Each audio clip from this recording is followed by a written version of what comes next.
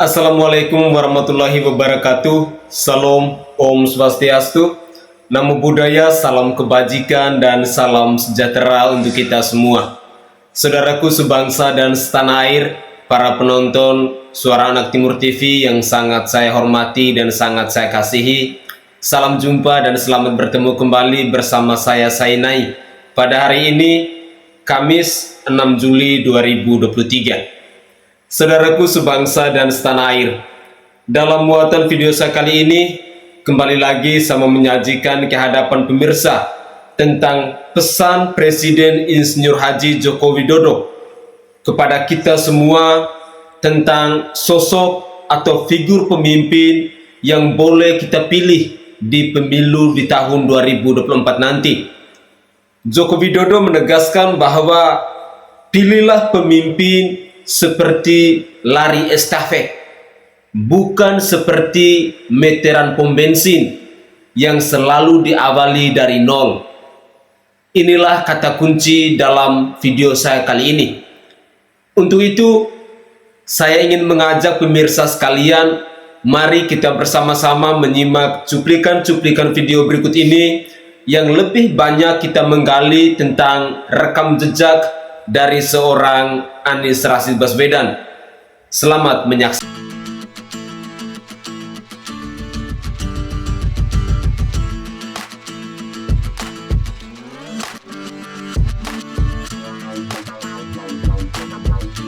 Baswedan capres.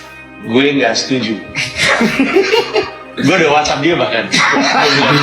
Gue WhatsApp dia. Gue bilang, Pak, kalau saya boleh milih sih, saya mendingan Bapak jadi gubernur lagi daripada jadi presiden, kata gue. Soalnya prediksi gue, karena berlawanan dengan apa yang banyak orang yakin. Jadi ya, menurut saya mendingan capres. Kalau bicara soal sosok figur Anies Baswedan, saya sendiri juga mengenal beliau waktu di Pilkada DKI. Kebetulan saya juga timnya beliau di DKI dulu. Berarti ini tim suksesnya yang bersuara ya? Menurut kami, yang kemarin bagian dari beliau, ada satu hal kekurangan beliau, melupakan jasa orang. Wish. Setelah menang, Melupakan jasa orang setelah menang. kebetulan kita bergerak memenangkan Anies itu kemarin di DKI atas nama Minang. Itu relawan bencana Anies Sandi. Kebetulan saya dimasukin sebagai salah satu dewan pakar. Setelah menang kita nggak pernah lagi komunikasi, dan bahkan audiensi pemuda Minang aja tidak ditanggapi beliau gitu. Banyak keluhan-keluhan masyarakat kok ketika ada problem. Bahkan saya ngalamin demi Allah, Mas Anies. Pas banjir besar beberapa tahun yang lalu, teman saya hampir kelelep. Saya coba hubungi hotline, bahkan nomor-nomor staf sus Mas Anies mati semua, Mas, nomornya, Mas. Anies Baswedan. Iya. Saya pernah denger ya namanya. Dia yang janjian KPR 0% kan buat rumah. Anies Baswedan tuh mantan gubernur Jakarta, bro, gantiin Ahok. Iya dia kan, dia bohong tuh. DKI yang kita harapkan, Anies Baswedan yang begitu jelas Islamnya, Arab lagi kan, nggak mungkin nggak lah. Ya. Kader saya di HID 4 tahun 8 bulan jadi gubernur, mana peraturan pergub saja yang melarang miras, mana perda Islam apalagi yang akhirnya tidak berani juga menegakkan hukum Islam. Ada PSI alasan, oke lah, perda susah, pergub dong. Pergub siapa yang mau dihalangi, mau dilawan? Nggak ada, dia sendiri pergub. Tapi sekarang orang sedang euforia, dia mau dicapreskan lagi. Bagaimana umat terjebak lagi, bodoh lagi, masuk lagi ke lubang yang sama yang keledai saja tidak mau. Masuk akal ya? Rendah dari keledai. Saya tidak mau mendiskreditkan orang dan tidak ada kesan ambisius, saya mau anda ada. Tapi dia tidak lakukan itu. Malah terus main lobby-lobby aja, pencitraan dan seterusnya. Tidak ada. Banjir tetap banjir, macet tetap macet, kriminalitas Jakarta. Anda tahu, 2 menit sekali terjadi pencurian, 4 jam sekali terjadi perkosaan. Pak Anies terlalu banyak pencitraan kalau menurut saya. Gardu listrik lah diresmikan pakai potong pita loh. Di seluruh dunia saya kira hanya Gubernur Anies yang melakukan itu gitu loh. Meresmikan gardu listrik pakai potong pita.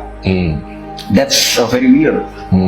Banyak program terutama yang kemarin itu extravagance mas, Formula E, JIS, sedangkan masyarakat mercusuar yang besar lah gitu loh. Mercusuar, proyek mercusuar. Yes.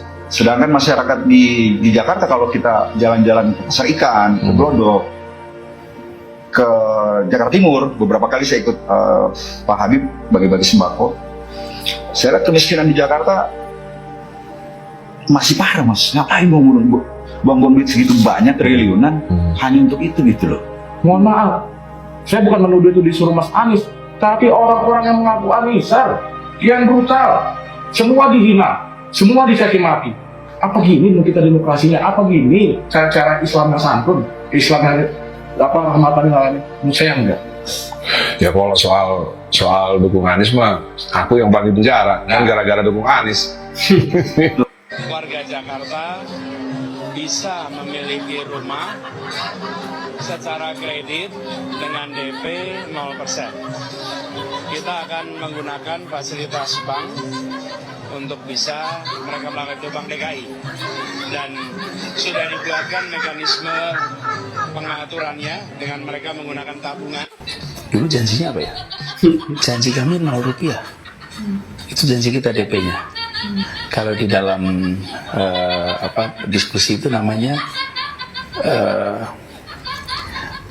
memindahkan gawang. Memindahkan gawang apa hubungannya? Jadi misalnya janji saya adalah DP 0 rupiah. Jangan kira-kira kalau pertandingan sepak bola itu gawangnya dipindah supaya gol gitu. Jadi supaya bisa mengkritik diganti. Iya. Ya kalau gawangnya dipindahin bukan pertandingan yang fair dong gitu. Ya kan, jangan moving the goal pass tuh. Apa kita mindahin gawang supaya bisa masuk. Pak Jokowi main dua kaki, dukung sana sini. Banyak banget berita yang ngangkat statement ini. Dibilang Pak Jokowi dukung Ganjar, ya bisa aja, kenapa enggak? Karena bagaimanapun Pak Jokowi, Pak Ganjar, satu partai yaitu PDIP. Pak Jokowi dukung Pak Bowo, ya bisa juga. Karena bagaimanapun mereka adalah sahabat. Banyak yang mereka lalui sama-sama di panggung yang sama. Berbagi pengalaman yang sama, udah nggak terhitung tuh berapa gagasan, berapa pertemuan, berapa ide yang sama mereka diskusikan untuk bangsa dan masyarakat. Ya sangat wajar kalau misalnya Pak Jokowi mendukung Pak Bowo, namanya juga sahabat. Kita sama-sama lihat sendiri kan, betapa Pak Jokowi menghormati setiap apa yang Pak Bowo lakukan. Dan sebaliknya, Pak Bowo juga sangat menghormati yang Pak Jokowi lakukan. Itu kan sifat sahabat yang saling menghormati dan saling menghargai. Jadi yang penting itu bukan ke siapa dukungan Pak Jokowi berlabuh, tapi siapa yang paham bagaimana melanjutkan legasinya Pak Jokowi. Jelas, yang pasti orang yang ada di formasinya bisa mendiskusikan apapun, teman berbagi pengalaman, ini yang paling tahu bagaimana meneruskannya. Mungkin di video ini jawaban rasa penasaran teman-teman semuanya, karena kita jarang banget melihat Pak Jokowi berpidato, berbicara dalam forum itu meletup-letup. Ini videonya. Kesempatannya hanya sekali dalam sejarah sebuah peradaban bangsa. Begitu kita keliru memilih pemimpin yang tepat untuk 13 tahun ke depan, hilanglah kesempatan untuk menjadi negara maju. Hati-hati mengenai ini. Dan rakyat kita, rakyat Indonesia butuh pemimpin yang tepat, butuh pemimpin yang benar, yang tahu kebutuhan rakyat, yang mau bekerja keras untuk rakyat, dan memberani demi rakyat. Itu yang dibutuhkan. Luar biasa. Nah, kira-kira nih yang berani seperti apa tadi Pak Jokowi bilang, kira-kira mengarah ke siapa? Udah tahu kan? Kalau gitu, sampai ketemu di video gue selanjutnya. Kalau misalnya ada kata-kata gue yang salah, kita ngobrol di kolom komentar. Pemilu Pilpres 2024 bukan soal meneruskan atau tidak meneruskan sebuah program. Pimpinan itu ibarat tongkat estafet, bukan meteran pom bensin. Kalau meteran pom bensin itu, Pak, dimulai dari nol ya, sama ditunjukkan ini. Apakah kita mau seperti itu? Enggak kan? Masa kayak meteran pom bensin? Mestinya kalau sudah dari TK, SD, SMP, ini ya kepemimpinan berikut masuk ke SMA, universitas, nanti kepemimpinan berikut masuk ke S2, S3, mestinya seperti itu, tidak maju mundur, poco-poco enggak. Kalau abang masuk PKS, apakah nanti abang ada pembahasan soal cawapres dengan Anies? Tidak ada pembahasan sampai ke titik itu karena itu domainnya pimpinan partai politik. Tapi saya ingin menyampaikan bahwa yang saya usung itu adalah percepatan pembangunan, bukan perubahan. Karena kalau kita mengubah arah pembangunan bangsa ini, kita hanya punya waktu 15 tahun.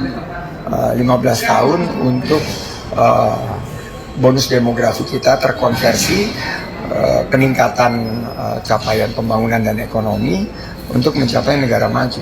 Kalau kita ubah lagi arah pembangunan kita nanti akan hilang waktu dan bonus demografi ini akan terkikis sehingga tidak ada potensi tidak tercapai target Indonesia Maju di tahun 2045. Oke guys, dalam muatan video tadi kita sudah menyimak bersama-sama, kita pun sudah mendengarkan bersama-sama. Satu hal yang sangat menyentuh hati saya ketika Presiden Insinyur Haji Joko Widodo dia mengatakan bahwa Indonesia ini butuh pemimpin yang benar. Indonesia ini butuh pemimpin yang pemberani. Indonesia ini butuh pemimpin yang terjun ke rakyat, berani untuk membela rakyat. Ini adalah kata-kata kunci yang patut kita renungi, yang patut kita cermati. Sebuah pernyataan tegas dari seorang Presiden Insinyur Haji Joko Widodo. Kita rakyat Indonesia, kita yang 82% yang puas dengan kinerja Bapak Presiden Insinyur Haji Joko Widodo saat ini, pasti kita selalu memikirkan bahwa sosok pemimpin yang mau saya cari, sosok pemimpin yang harus saya pilih, yang harus saya dukung adalah sosok pemimpin yang mau melanjutkan legasinya Bapak Presiden Insinyur Haji Joko Widodo.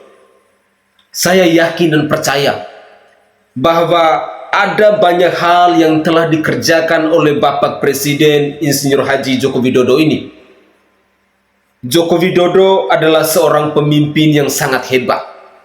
Joko Widodo adalah seorang pemimpin yang sangat jenius. Joko Widodo adalah seorang pemimpin yang begitu sederhana dan begitu merakyat. Pertanyaan saya, adakah dari 3 bakal calon presiden di pemilu 2024 yang sifat, yang karakter seperti yang dilakukan oleh Bapak Presiden Joko Widodo saat ini? Anies Rashid Baswedan, Ganjar Pranowo, dan Bapak Prabowo Subianto. Siapa kira-kira figur yang pas? Figur yang mampu untuk mengayomi bangsa ini, figur yang mampu untuk melanjutkan legasi Jokowi. Satu capres sudah menyatakan terang-terangan bahwa sosok ini adalah sosok antitesanya Jokowi, yakni Bapak Anies Rashid Baswedan. Sehingga selama ini Bapak Anies selalu mengatakan bahwa lihatlah rekam jejak koalisi perubahan, perbaikan untuk perubahan. Tetapi sampai saat ini saya secara pribadi pun tidak tahu program-program perbaikan untuk perubahan itu seperti apa. Mereka hanya mengatakan bahwa perbaikan untuk perubahan, tetapi konsep-konsep dasar, mekanisme-mekanisme yang akan mereka bangun, yang akan mereka lanjutkan itu seperti apa, kita tidak tahu. Lebih baik dia tidak mengatakan bahwa perbaikan untuk perubahan daripada habis di kata-kata, cuman manis di kata-kata saja.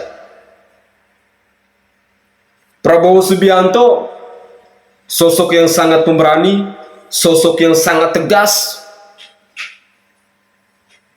Tetapi hampir semua orang selalu berbicara soal rekam jejak masa lalu yang berkaitan dengan HAM itu. Mungkin ini adalah satu kelemahan yang dimiliki oleh Bapak Prabowo Subianto. Tetapi overall, Prabowo Subianto itu ketika dia bergabung di pemerintahan Jokowi, dia telah melakukan segala sesuatu yang menurut saya sangat baik. Saya sebagai rakyat jelata patut memberikan apresiasi yang sebesar-besarnya kepada Bapak Prabowo Subianto. Lalu yang terakhir, Bapak Ganjar Pranowo. Banyak orang mengatakan bahwa sosok Ganjar Pranowo adalah sosok yang setidaknya menyerupai Bapak Presiden Insinyur Haji Joko Widodo. Dan hal-hal semacam ini selalu digaungkan oleh pendukungnya Bapak Ganjar Pranowo. Mereka selalu mengatakan bahwa Ganjar Pranowo adalah orang yang tepat untuk melanjutkan legasi dari Bapak Presiden Joko Widodo. Tetapi kembali lagi ke hati nurani kita masing-masing. Seringkali dan berulang kali selalu saya katakan ke hadapan pemirsa sekalian bahwa dari jauh-jauh hari, dari saat ini, saya selalu mengajak pemirsa bahwa mari kita belajar rekam jejak dari 3 calon pemimpin ini. Entah itu kita lewat media sosial, entah itu di tim relawannya, mari kita gali lebih dalam agar di suatu hari nanti kita tidak menyesal. Latar belakang mereka seperti apa, itu yang harus kita cari tahu.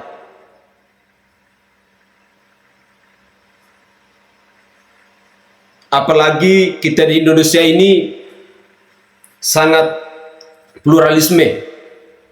Kita butuh pemimpin yang benar-benar harus nasionalis, pemimpin yang benar-benar berjiwa NKRI, pemimpin yang benar-benar mau menerima kemajemukan di bangsa ini. Dan sosok-sosok pemimpin seperti ini adalah pemimpin-pemimpin yang bijak, pemimpin-pemimpin yang selalu mendengarkan suara rakyat.